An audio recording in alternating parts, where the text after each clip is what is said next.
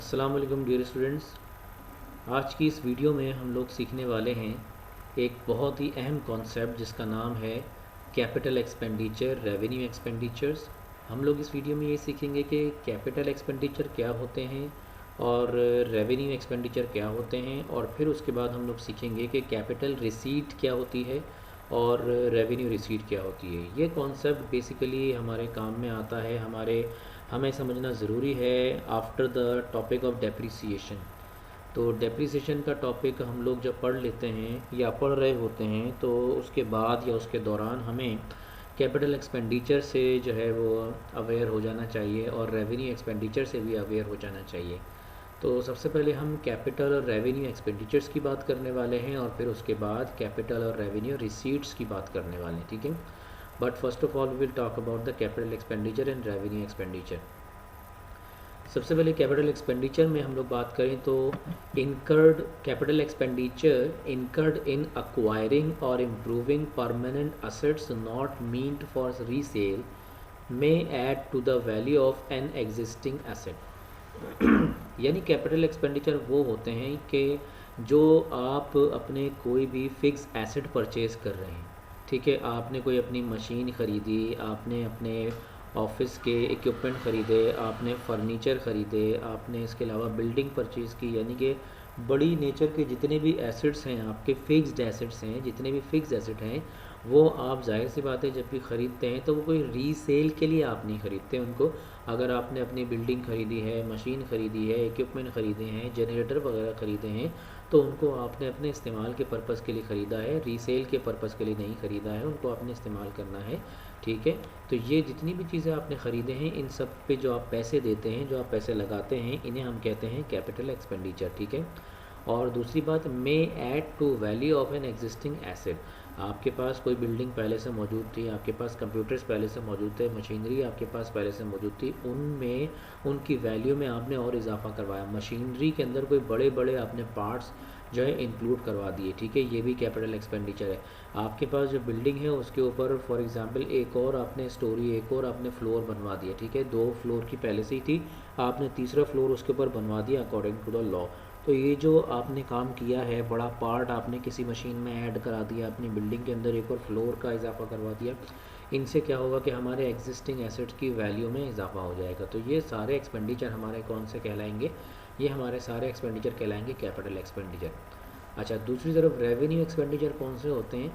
Revenue expenditure is a routine expenditure, जो routine के होते हैं, डेली करने होते हैं हमें, incurred in the normal course of the business and include cost of sales and maintenance of fixed assets, ठीक है। फिक्स्ड एसेट जो अभी हमने बात की कि अगर उनको ख़रीदा जाए या उनकी वैल्यू में इजाफा करवा दिया जाए तो वो कैपिटल एक्सपेंडिचर होते हैं। लेकिन फिक्स्ड एसेट्स की मेंटेनेंस के लिए हम जो हर महीने या कुछ महीने के बाद, 2 महीने के बाद, 3 महीने के बाद या जैसे भी उनकी मेंटेनेंस करते हैं तो वो सारे ख़र्चे जो होते हैं वो हमारे रेवेन्यू एक्सपेंडिचर होते हैं। और जो कॉस्ट ऑफ सेल्स हमारी होती है, ठीक है, वो भी हमारा रेवेन्यू एक्सपेंडिचर होता है। उसके बाद सेकंड पॉइंट में increases, capital expenditure increases earning capacity, ठीक है। कैपिटल एक्सपेंडिचर हमारे पास जब होते हैं तो जाहिर सी बात है उनकी वजह से हमारे पास, जैसे अभी हमने बात की कि बिल्डिंग आ जाती है, बिल्डिंग का ख़रीदना कैपिटल एक्सपेंडिचर है, मशीनों का ख़रीदना कैपिटल एक्सपेंडिचर है, जनरेटर का ख़रीदना हमारा कैपिटल एक्सपेंडिचर है, कंप्यूटर्स वगैरह का ख़रीदना हमारा कैपिटल एक्सपेंडिचर है। जब ये चीज़ें हमारे पास आती जाती तो इनसे हमारी अर्निंग कैपेसिटी बढ़ती चली जाती, ठीक है, अर्निंग कैपेसिटी में इजाफा होता चला जाता है। और जबकि दूसरी तरफ revenue expenditure maintains the earning capacity. अब हमारी जो भी अर्निंग कैपेसिटी, हमारे फिक्स एसेट बढ़ा रहे हैं तो फिक्स एसेट को मेंटेन करने के लिए हम उन पर डेली खर्चा कर रहे हैं, डेली मेंटेनेंस कर रहे हैं या हफ्तेवार मेंटेनेंस कर रहे हैं या महीनेवार मेंटेनेंस कर रहे हैं। तो जितने भी मेंटेनेंस के जितने भी खर्चे हमारे हैं, जो खर्चा हमारे अर्निंग कैपेसिटी को मेंटेन रखता है कि मेंटेन रहे, वो गिरे नहीं, हमारी कमाने की सलाहियत जो है वो मेंटेन रहे, हमारी बिल्डिंग्स मेंटेन रहें, हमारे जनरेटर मेंटेन रहें, हमारे कंप्यूटर मेंटेन रहें। तो इन सब के लिए जो भी खर्चे हमें बार बार करने पड़ते हैं उन्हें हम कहते हैं रेवेन्यू एक्सपेंडिचर। थर्ड पॉइंट है, it is normally a non recurring outlay, यानी ये पैसों का ऐसा आउटफ्लो है जो कि नॉन रिकरिंग है, ये बार बार नहीं होता। यानी कैपिटल एक्सपेंडिचर आप बार बार नहीं करते, यानी जैसे कि बिल्डिंग है, बिल्डिंग कोई बार बार नहीं ख़रीदता। आपके फर्नीचर जो है वो कोई बार बार नहीं ख़रीदता, एक बार देख लेता है मुझे लंबे अरसे तक मुझे कितने फिक्स एसेट चाहिए, मुझे कितना फर्नीचर चाहिए, मुझे कितने कंप्यूटर चाहिए, मुझे कितने जनरेटर चाहिए, मुझे कितनी मेरे पास ज़मीनें होनी चाहिए, मेरे पास कितनी बिल्डिंग्स होनी चाहिए, तो ये एक बार कर लिया जाता है, बार बार नहीं किया जाता। ये कैपिटल एक्सपेंडिचर की पहचान है। और रेवेन्यू एक्सपेंडिचर की जहाँ तक पहचान है तो it is usually a recurring item, ये बार बार होता है, ठीक है। बार बार का मतलब क्या है कि कॉस्ट ऑफ सेल, अभी हमने बात ऊपर की, तो कॉस्ट ऑफ सेल आपने यानी गुड्स आपने जो बेची है उनकी कॉस्ट, उनको ख़रीदने की कॉस्ट जो है वो कॉस्ट ऑफ सेल होती है। तो वो तो आप जब जब माल बेचेंगे तो कॉस्ट ऑफ गुड्स सोल्ड तो रिकॉर्ड होगी, ठीक है। और आपको फिक्स एसेट की मेंटेनेंस बार बार करनी होगी, ठीक है। आपने अगर उनमें ऑयल वगैरह मिलाना है, ऑयल वगैरह डालना है, उनकी रिपेयरिंग करानी है, उनकी मेंटेनेंस करानी, तो बार बार का काम है। तो जितना भी ये बार बार करवाने वाला ख़र्चा है, लाइक अच्छा इसके अंदर हम ये भी कह सकते हैं कि किराया वगैरह जो हम पे कर रहे हैं, इसके अलावा हम और जितनी भी इंटरेस्ट किसी को पे कर रहे हैं, तो इस तरह के जितने भी खर्चे हैं, लाइक सैलरी का एक्सपेंस है, तो ये सब भी हमारे किस में आ जाते हैं, रेवेन्यू एक्सपेंडिचर में। हर वो खर्चा जो हम बार बार करते रहेंगे वो हमारा रेवेन्यू एक्सपेंडिचर है, और जो बार बार खर्चा नहीं होता है वो हमारा कैपिटल एक्सपेंडिचर होता है। और हम ये भी कह सकते हैं कि रेवेन्यू एक्सपेंडिचर जो होता है हमारा वो एक बार बार होने वाला खर्चा तो होता ही है, लेकिन उससे हमें फ़ायदा जो मिलता है वो एक साल के अंदर ही मिलता है, ठीक है। एक साल के अंदर उससे फ़ायदा मिल जाता है। और जो कैपिटल एक्सपेंडिचर होता है उसका फ़ायदा हमें कई साल तक मिलता है, जैसे कि इस पॉइंट में लिखा है कि it produces benefit over several years, ठीक है। यानी कि कैपिटल एक्सपेंडिचर जो भी करते हैं आप, उसकी वजह से बिल्डिंग आ गई, ज़मीन आ गई, आपके पास मशीनें आ गई, जनरेटर आ गया, उनका फ़ायदा आपको कई साल तक मिलता रहता है, ठीक है। Thus a small part is charge to income statement as depreciation and the rest appears in the balance sheet. जब आपने बिल्डिंग खरीदी तो बिल्डिंग को इस्तेमाल करेंगे तो एक साल का डेप्रिसिएशन निकालेंगे, ऐसे ऑफिस इक्विपमेंट का डेप्रिसिएशन निकालेंगे, तो थोड़ा सा पार्ट इनका क्या होगा, इनकम स्टेटमेंट के अंदर आपने शो करना होगा एज डेप्रिसिएशन, ठीक है। और बकाया जो पार्ट होगा वो बैलेंस शीट के अंदर ही शो रहा होगा after the depreciation. Revenue expenditure में क्या होता है, it is consumed with in an accounting year, that is benefits only 1 year. यानी कि जो अखराजात, जो खर्चे हमें एक साल का फ़ायदा देते हैं, यानी कि आप वर्करों को सैलरी दे रहे हैं, आप मेंटेनेंस का काम जितना भी करवा रहे हैं, उनका फ़ायदा जो होता है वो एक साल के अंदर अंदर आपको मिल जाता है, ठीक है। आपने ऑयल वगैरह चेंज कराया, आपने किराया वगैरह दिया, आप किराया दे रहे हैं, तो आप जगह को इस्तेमाल कर रहे हैं, तो साल हर साल के लिए आपको जगह थोड़ी मिल जाती है किराया देने से मंथली। तो आप जो बार बार खर्चे कर रहे हैं उन तमाम को इसलिए बार बार कर रहे हैं क्योंकि उनका फ़ायदा आपको कम अरसे तक मिलता है, ठीक है। और जो एक ही बार खर्चा हो रहा है, नॉन रिकरिंग हो रहा है, इसका मतलब ये है कि उसका फ़ायदा आपको कई साल तक मिलता है। तो इस पॉइंट का मेन मकसद यही है कि जो आपके कैपिटल एक्सपेंडिचर होते हैं उनका फ़ायदा आपको कई सालों तक मिलता है, और जो रेवेन्यू एक्सपेंडिचर होते हैं उनका फ़ायदा आपको विद इन 1 ईयर मिल जाता है। Thus entire amount is charge to income statement does not appear in the balance sheet. यानी रेवेन्यू एक्सपेंडिचर का कोई भी अमाउंट जो है वो बैलेंस शीट में शो नहीं होता है एज एन एसेट, क्योंकि बैलेंस शीट के अंदर तो एसेट आपका शो होता है। अच्छा, हम ये बात भी कह सकते हैं कि capital expenditure is an item of balance sheet, यानी कि जो भी बैलेंस शीट के अंदर हमारे पास आइटम आ रहे होते हैं नॉर्मली, वो हमारे कैपिटल एक्सपेंडिचर होते हैं। जैसे कि हमने बोला कि आपने पैसे खर्च करके बिल्डिंग खरीद ली, बिल्डिंग आपकी बैलेंस शीट में आती है, मशीनें ख़रीद ली आपने, ठीक है। इसके अलावा आपने जनरेटर ख़रीद लिया, आपने ज़मीनें ख़रीद ली, आपने ऑफिस इक्विपमेंट ख़रीद लिए, कंप्यूटर ख़रीद लिए, ये सब कहाँ पर आएंगे, एसेट के तौर पर आपके बैलेंस शीट में आएंगे। उसके अलावा रेवेन्यू एक्सपेंडिचर जो है वो shown in trading and profit and loss account, आपके प्रॉफिट एंड लॉस अकाउंट के अंदर शो होते हैं। यानी जितने भी आपके expenses trading and profit and loss account में शो होते हैं, चाहे वो रेंट एक्सपेंस हो, चाहे वो आपकी सैलरी का एक्सपेंस हो, चाहे वो रिपेयरिंग का एक्सपेंस हो, वट एवर मेंटेनेंस का एक्सपेंस हो, वो सारे आपके इनकम स्टेटमेंट के अंदर trading and profit and loss account के अंदर शो होते हैं, तो वो सब रेवेन्यू एक्सपेंडिचर होते हैं। तो दोस्तों ये हमारा था कैपिटल एक्सपेंडिचर का और रेवेन्यू एक्सपेंडिचर का जो डिस्टिंक्शन था ये हमने पढ़ लिया है। अब हम इसी के कंट्रास्ट में बात करने जा रहे हैं, वो तो एक्सपेंडिचर की बात कर ली है, अब हम बात कर रहे हैं रिसीट की। एक्सपेंडिचर का मतलब है पैसे का आउटफ्लो और रिसीट का मतलब है पैसे का इनफ्लो। अब जो हमारे बिज़नेस के अंदर पैसे आते हैं उनको भी दो कैटेगरी के अंदर एक्चुअली डिवाइड किया गया है। ये सब असल में ट्रांजैक्शंस हैं।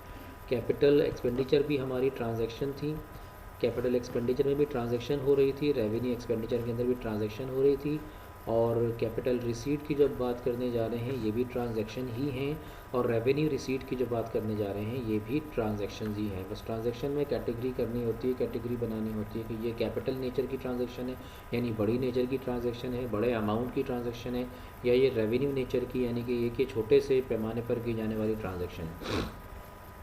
तो कैपिटल रिसीट क्या है? It is the amount received by sale of fixed assets और रिसीट फ्रॉम लोन टेकन, यानी कि वो अमाउंट जो आपने समझ लिया फिक्स एसेट को बेचकर हासिल किया है, वो बड़ा अमाउंट होगा यकीनन, वो आपकी कैपिटल रिसीट कहलाएगी, ठीक है। और रिसीट फ्रॉम लोन टेकन, यानी कि आपने किसी बैंक से लोन ले लिया, तो बैंक जो लोन लिया है आपने, वो आपका क्या कहलाएगा?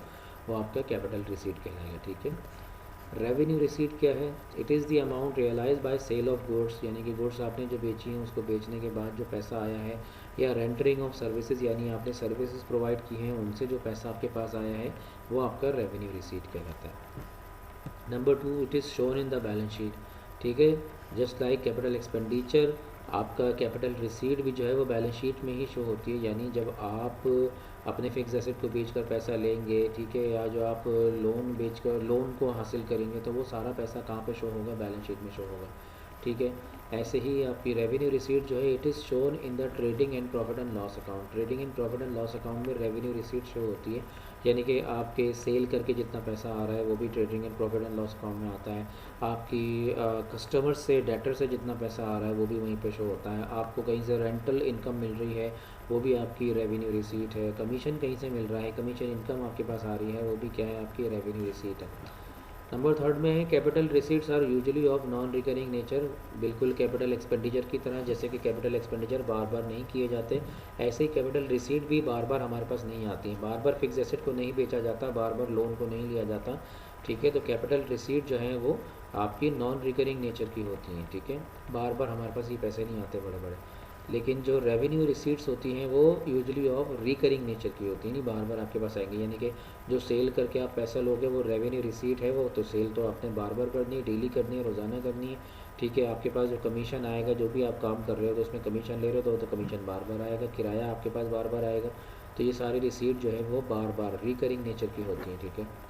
Number 4, it is not receive in the course of a normal business activity, यानी कैपिटल रिसीट जो है वो आपकी नॉर्मल बिजनेस एक्टिविटी नहीं है, ये एक तरह की अदर बिजनेस एक्टिविटी, यानी आपका जो मेन काम है ये वो करके पैसा नहीं आ रहा। जैसे कि आपने फिक्स एसेट बेच दिया, तो फिक्स एसेट को बेचना आपका काम थोड़ी है। आपने लोन ले लिया, लोन लेकर आपके पैसा आ रहा है, ये आपका काम थोड़ी है, ये तो एक आप अपने काम को आगे बढ़ाने के लिए पैसे ले रहे हो, ठीक है।